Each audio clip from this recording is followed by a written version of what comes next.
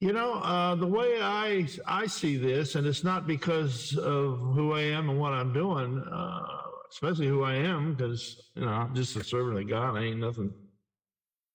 It's all about Him.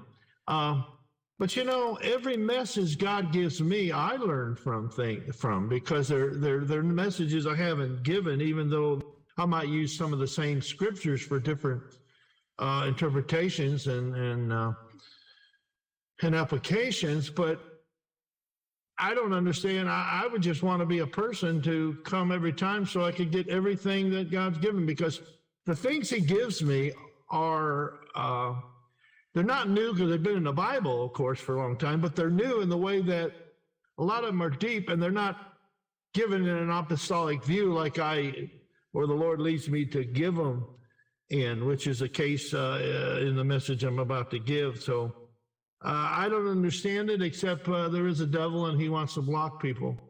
But I do know this, when Carol and I and Paul Dietrich, Apostle Paul Dietrich, really, when we were being trained and ordained in Huntsville, Alabama, which is about an hour away, we didn't miss any services.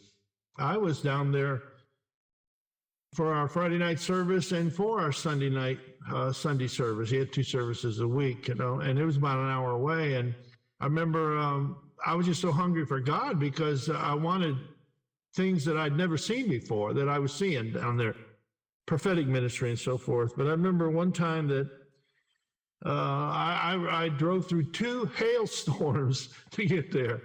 And I got there, and there was probably about only 8 people there because they weren't going to drive through that kind of weather. But just the same, we got there and we did what the Lord wanted us to do.